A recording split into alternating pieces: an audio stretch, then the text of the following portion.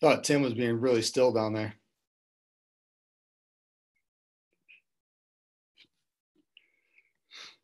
Maybe if I don't move, they won't see me. He's gonna have to teach me how to put the pick on. I'm gonna get an animated GIF of myself, and I'll just turn about every 30 seconds.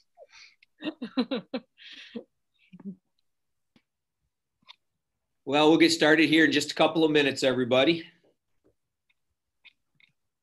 He's alive. He's there.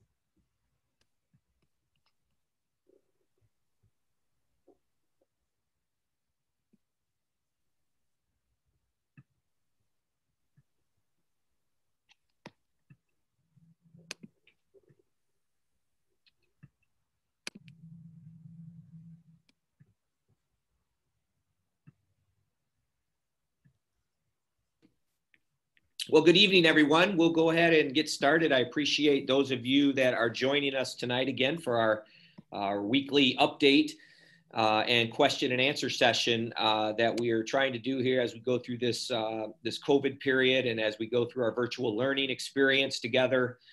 As we've been doing the last couple of weeks, is we want our participants to feel comfortable asking a question. And so you go in the question and answer section and simply type in your question and we'll go through those. But as we go through those, so will our leadership team that's joining us tonight. And if there's a question kind of specific to one of them, that they'll go ahead and answer that. And the question will move from the open question section to the answered question section. So if for some reason you miss it or your question disappears, it's probably because it was answered and put over in the answered section. So that's worked pretty good for the last couple of weeks. So hopefully tonight it'll go as well.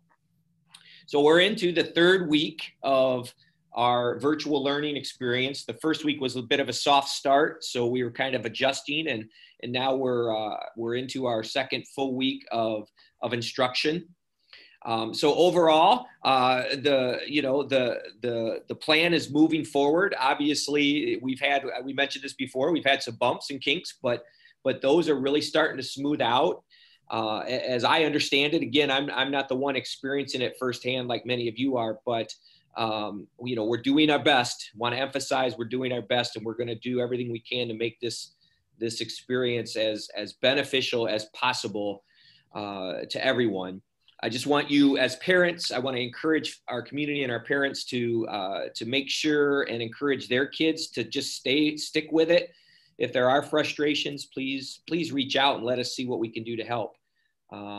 There isn't an easy answer to everybody's situation, obviously, but at this point in time, I think most have at least adjusted to the start. We are moving forward, obviously, as we mentioned last time with our sports, and those are moving along. We haven't, knock on wood, haven't had any COVID cases to date since we've started our sports team. So that's been good. I know our marching band is out doing what they're doing on a regular basis. So that's been going very well. Proud of all those student athletes and their families for adhering to the requirements, wearing the masks, not going out and doing social gatherings, and not putting themselves at risk, because by putting yourself at risk as a student athlete, you're putting, your whole team at risk. So we have our second home game coming up this Friday, and we have 3 home games for the whole 6-game season, and then 1 playoff game. So obviously we don't know where that playoff game, at least in football, and our indoor volleyball is moving along. We're still planning on holding our cross country meet, and tennis is moving along. So our soccer teams are playing regular. So we're doing our best. So just to give you an update on kind of COVID and just the impact to our staff and students related to COVID. So we have a school nurse, Sherry Sexton, who's been doing an awesome job. So proud of her, working with our buildings and our school nurses that are in each building, and have a pretty solid plan on how to deal with any situation that comes our way. And just to give you an update, with our staff and employees, we have had 29 self-reported COVID exposures and self-reported like COVID symptoms. But with that being said, we've only had one positive COVID case that has come our way that we just found out here over the weekend. So obviously we will follow all the health department rules. We are in immediate contact whenever a situation happens with the department. We had some really good news. I was proud of Sherry and all of you, leadership team and everybody. We had a drop-in visit by our local health department at most of the schools here the last, I don't know if it was earlier this week, I believe, and the reviews came out raving that we have our processes in place. We're following our processes. They are very, very comfortable with how we're handling all those types of things with our guests and with our staff. So very proud of everybody on all the effort to make that happen. Obviously, when kids return, it'll be something that's revved up even more, but we have the foundation ready to go. We have our contact tracing abilities, and I feel very confident we'll be able to handle anything that comes our way. So that was employees. We had 29, like I said, 29 COVID exposures and self-reported, and then we had one positive case. And really since July, we've had only 5 student COVID exposure situations, and one was, or 3 of those were all in one family, and one positive case back in mid-July. So from a student standpoint, so far in Oregon, it's been going very, very well.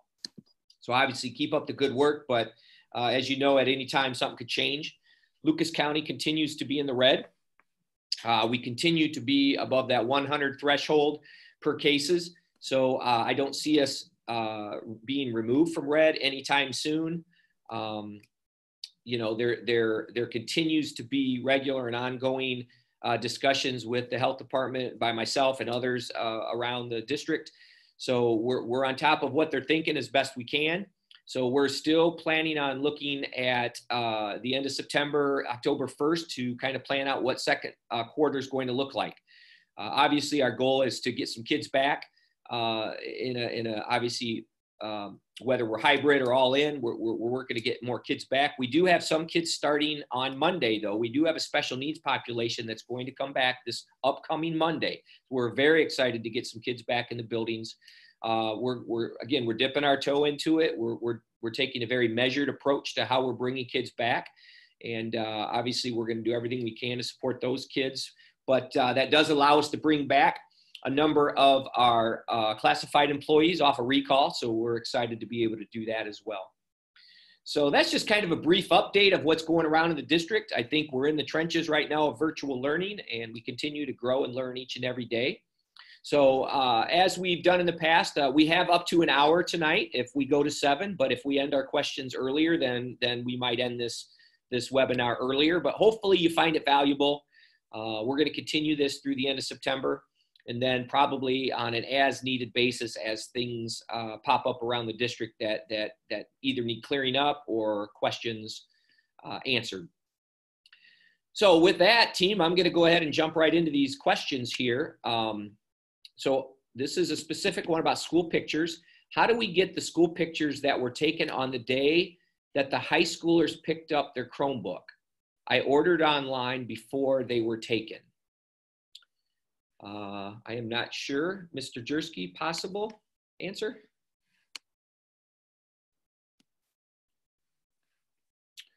Okay, we are still attempting. We were hoping to wait and see. Eliminate the traffic in the building. We have not distributed any pictures. We just received the delivery. I think it was today. They were dropped off in our building. So we do not have an actual date of when those will be distributed. We were trying to wait and see what the beginning of October would bring, and our anticipated return date of October after first quarter is over, and see what that'll bring. But as of right now, we do not have an absolute definite date on returning those pictures. But the good thing is we have them, and it's just a matter of distribution then at that point. And then we have to organize them and distribute them, yes. Yes. So no date has been set yet. And we just received those today. Awesome, thank you. Okay, hey, you may as well keep going. Any ideas on what's happening with homecoming? I know we've had a couple of discussions on ideas. I'll just start off with, I had a health department call on well, it was on a number of things, but homecoming came up. And one of the things that I did not realize is that parades are not allowed as of now, but the health department was going to look into researching ways that we possibly could do a parade, because other districts are reaching out as well, kind of asking a similar question about, you know, opportunities for homecoming. I don't know if we have a plan yet, Mr. Jersky, but I know we've had discussions. Here's, well, I think a dance is probably definitely off the table. We cannot do a dance, but student government is working extremely hard to finalize a plan.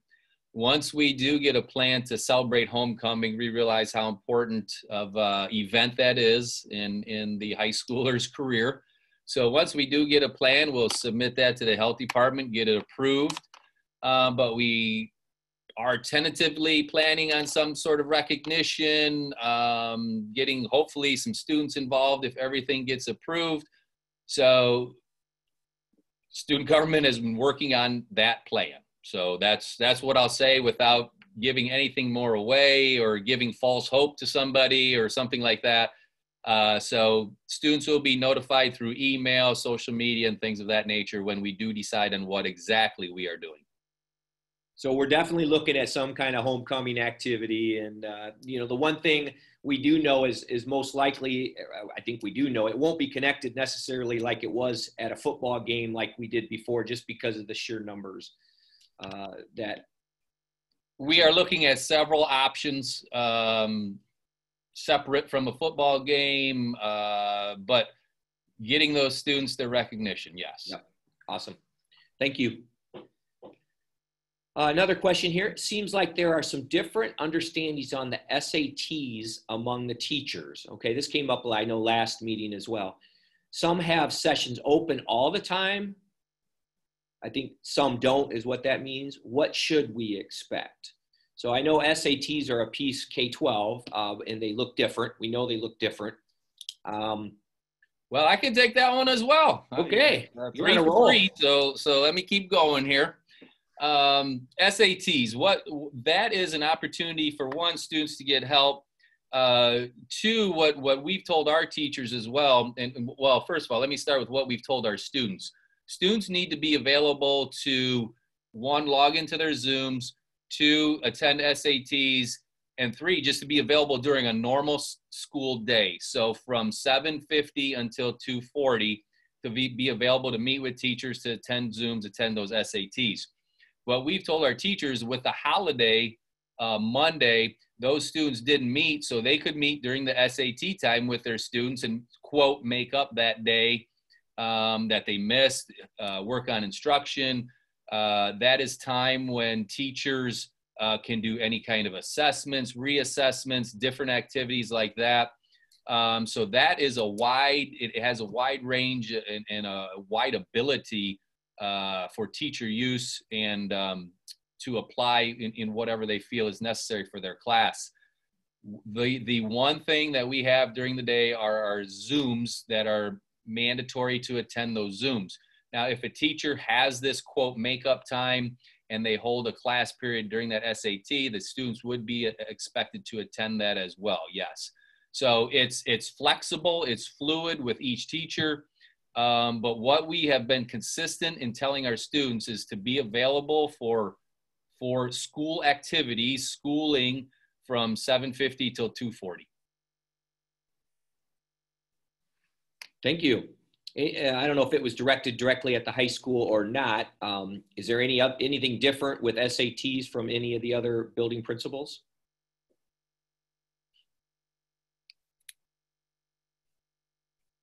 Okay.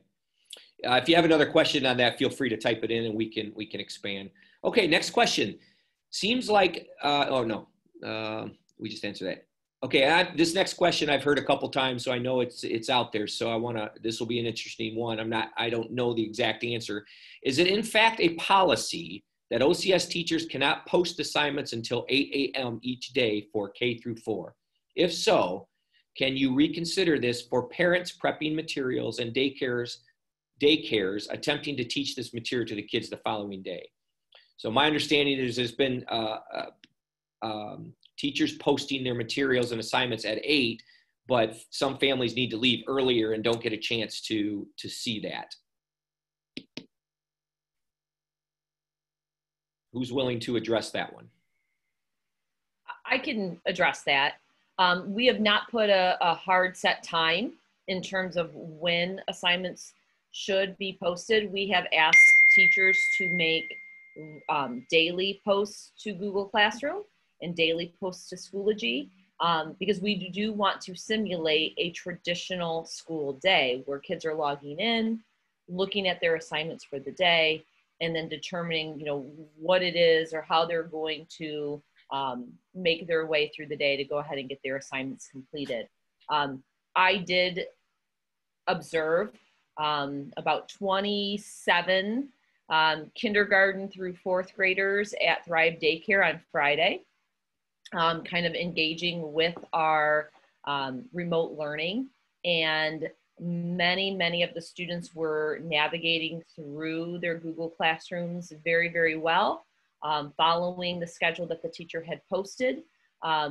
I can see this particular parent's point because I sat down with a little girl, and her mom had made her like a little to-do list, like, hey, these are the things you need to get done today, and make sure you check them off as you're working through your assignments today. So I do understand where this parent is coming from.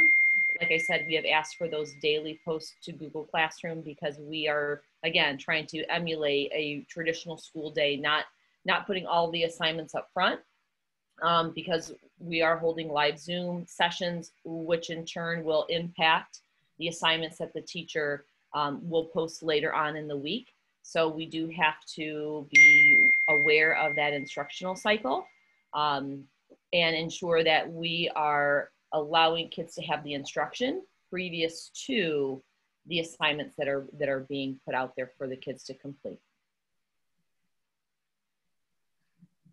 Okay, so elementary principals, there's not any set policy from any of your buildings about the 8 o'clock. It's very driven by an individual teacher. So if that can, you know, I've heard that a couple of times. It may have been from this same parent that posted it. So if there's an issue, I guess reach out to your, if you haven't reached out to your teacher or your principal, and let's try to work through that as best we can, for sure.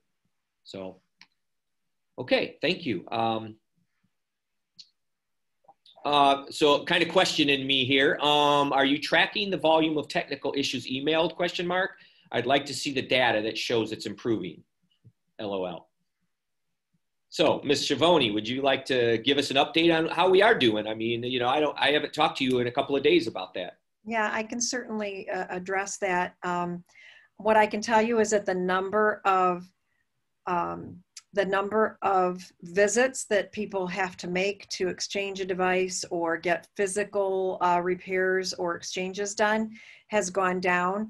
I have not been tracking them, although our help desk system has that capability. But what I can tell you is that we feel it. We feel that it's calming, just from, you know, the standpoint, and with the teachers as well. So, you know, the questions seem to be going down just a little bit. We're calming down. They seem to be changing too. The types of questions are, you know, it's less about getting on and my device doesn't work, my camera doesn't work, or things like that, and more of more application type questions. So we are evolving, and the questions are changing. And I do believe that from a physical standpoint, things are calming. Yes. Okay, thank you. I feel we're at the mercy of the Board of Education as to if and when we go back to school. It has been said we will get a survey after Labor Day for going back to school, so our voices can be heard if parents are comfortable sending kids back. So should I expect the survey in inbox soon? And what is the holdup? And what is the holdup if not? The holdup is I plan to send that out on Friday. So expect an email from me Friday with the survey link in it. And yes, the Board of Education does ultimately have to make that final decision about what our school is. But we take in data from, you know, as many sources as we can. So I totally understand your question. There continues to be a divide between those that want kids back in school and those that don't. It's across America. It's in our community. It's in our county. It's everywhere. Again, I hear about it often. And again, the Board of Education is going to make a decision, as we said, towards the end of this month and start looking towards second quarter. I know people are anxious about getting the kids back. We are all anxious about getting kids back. We know that's the best place for them to be. So I continue to say, I'm not trying to be a stall tactic, or I have some reason to not want our kids back, but we need to know and plan for it to be safe. And again, and follow our plan. And that's what we're doing. We're starting with some kids back on Monday. These first 3 weeks, at least maybe for some of you, it's been fast. Some of you, it's been slow. For me, it's flown by. We're going to continue to get through this month and make some decisions and move forward. And I hope that decision is going to be bringing our kids back. Now, whether that is bringing them back hybrid or bringing them back 5 days a week is a big debate starting to brew right now everywhere in all school districts that are virtual. And internally, we're having those discussions and starting to talk about, again, we don't know what everything's going to feel or look like in 3 weeks. So some schools are just getting started now because they delayed the start of their school year. So again, we'll have some very good data about how the other schools are doing. And right now it looks promising. There hasn't been major outbreaks, at least in our local area in K-12 education. I can't say the same for colleges, but it's a completely different environment, obviously. So our Board of Education is going to have these discussions moving forward and ultimately come to a decision on what we want to do. So hope that helps. Okay, my experience in the spring was absolutely horrible. Oh, sorry to hear that. The fall and what's going on now is way better. All right, keep up the good work. That's good to hear. We certainly hoped it would be better. We know it's not perfect, but we certainly hoped it would be better. And it's good to hear that at least in one experience, it's better. So another question, what is the goal or what needs to happen in order for all students to be back in the buildings 5 days a week? Again, we're going to have to get comfortable with the data, and we're going to have to make a decision if that's what we want. We have to have 5 board members, or at least 3 board members, agree that that's what we want to do. We need to have the health department, at least an understanding of what the health department is recommending. We need to be prepared internally. Our teaching staff, our support staff, and our buildings need to be ready. Okay, I think we will be for whatever comes our way, but we also have to understand that if we bring all kids back 5 days a week, 6-foot distancing's out the window. Forget it, not happening. We'll maximize our distancing, whatever that means, but it's not going to look or feel anywhere like 6-foot distancing in the recommendations. I know some people are tremendously worried about that. Other people think it's nonsense. So obviously we have to abide by as many of these things that we possibly can, knowing there's a risk. So again, the social distancing is the one reason why we would look at not bringing all kids back initially. But again, that's going to be one of the questions in the survey that I send out on Friday. Okay, hello parents. Hello, parents are at work and a kindergarten can't do it by themselves. Okay, I hardly think it is asking too much, I guess, to get them the night before. Understand, we'll just reach out to your principal and let's go through that, you know, I guess at an individual level. Looking to the future, is live streaming being considered? It seems to be one option that works for both sides, in person and ones who need to stay at home. If not, why not? I don't know, Mrs. Schiavone, what would you say our capability within the district to live stream any and all classes K through 12 would be on a scale of 1 to 10? On a scale of 1 to 10. 1 being no ability to do it, 10 being no problem. Do you mean if we were in a hybrid type situation? Or all the kids are back in school. But Mm-hmm. Yep, all kids are back in school. Yeah, yeah. I think with all students back in school and with teachers streaming, as long as we follow protocol, like, for example, teachers being hardwired instead of using Wi-Fi because of the students drawing off of that same Wi-Fi. I believe that our bandwidth would be sufficient to have that happen if all the students were, because live streaming for the most part is not much more than streaming a video down, and teachers do that often as well. So I would say on a scale of 1 to 10, I guess an 8, it would be my consideration. So again, if that's something that we're going to take a look at and see if that's possible. Right now, that is not part of our plan to have because again, you know, we would have to get every teacher to do that. You couldn't do something like that and just have some do and some not, correct? We couldn't do that, and it becomes a very challenging situation. I'm not aware of any large districts doing that. I'm aware of smaller districts doing that. Totally understand the concept though. The landscape of school would be completely changed with that environment, with that situation going on. Because at that point, you're talking about a whole different set of rules for certain people, certain kids. And again, during this COVID time, it might make sense. But moving forward, I'm not so sure that would be the best model or not. So, but that is definitely one of those things that is changing the landscape of education for sure. Okay, next question. Why don't you send out a survey so you know how many students are in the daycare settings all day? It might shed some light on how many people have this issue. I'm not the only one, but nice try. Fair enough. Understand where you stand. What is the comfort level we're shooting for where data is concerned?